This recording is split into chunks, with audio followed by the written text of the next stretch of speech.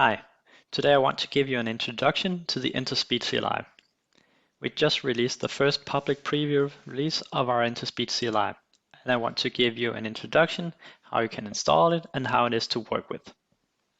So why would you work with the CLI? Well, it might be that you find it easier or faster for you to work from a command line interface instead of a UI. Also, when working with the CLI, it gives you the option to actually have your schemas in your own versioning control, like your own Git repository.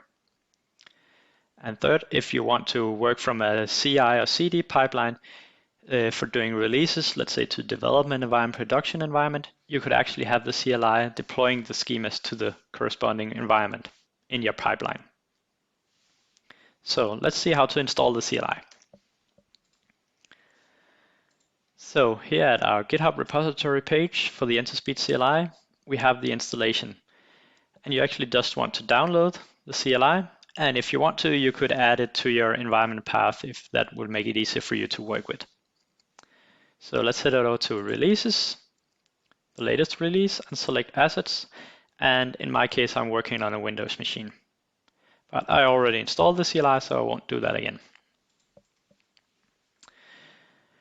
Also, the first thing that you would do once you install the CLI is you will actually authenticate in some way. You can do that using OAuth or you can use an API key. The API key is typically if you're working from a CI or some kind of pipeline context. Also, I want to show you here, I have an Enterspeed tenant where I already have 4 schemas that I've been working on, and I want to continue working on these schemas from the CLI. So let's jump into the terminal. So you can type ES for Enterspeed-CLI. And what can you actually do with the CLI? Well, the help menu is a really good option. It's good for discoverability if you don't want to head over to the documentation every time that you need to enter a new command. So for the CLI, we can see that we can work with login, tenant, environments, domains, schemas, and so on. So first off, let's log in. ES-CLI, login. So this will open a browser window, and since I'm already signed in, I can just close it. But if not, then I would have to enter my Enterspeed credentials. So the next thing you would do is to actually make sure that you are working on the right tenant. So if you type ES-CLI tenant-help. So when working with tenant, you could get a list of all the tenants. You can see the current active tenant, or you can set the active tenant that you want to work on. So if I want to make sure that I'm on the right tenant, I could type tenant and current. And this will give me the ID of the current tenant. So let's start working on the schemas. So for this demo, I want to clone down all the schemas that I already have on my tenant. I want to update one of the schema, save it, and lastly deploy it to Enterspeed. So let's work with schema. Schema like this. That's help. So for the schemas, we can see that I actually have a clone command. That's the first thing I want to do. So I'll type ES-CLI schema clone. So this has successfully cloned all my schemas to my local machine here. So now I have a folder here called schemas, and I have the 4 schemas that I actually had in my Enterspeed tenant. So let's jump into the product schema here. Open it. And I can see that my product here is missing a name property. So let's add a name to the schema.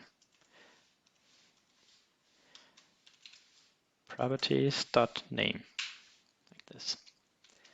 And I'll just save my schema. So if I jump into Enterspeed, into the product schema, we see that the schema is still missing the name property because I only saved it to my own local machine. So let's try and save it into Enterspeed. So ES-CLI schema, save. And let's have a look at the help once again. So the save command will take the alias of the schema. So cool. And my alias is product.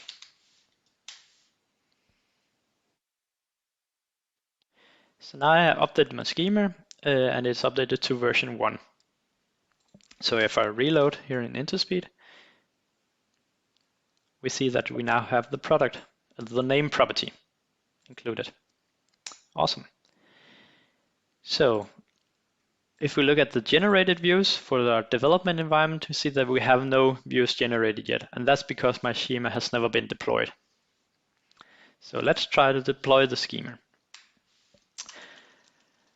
I could type schema deploy, and once again, let's jump into help. So once again, I need to provide the alias of the schema that I want to deploy.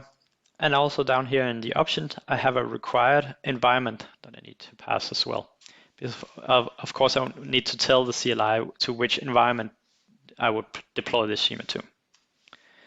So deploy the product schema, and the environment would be development.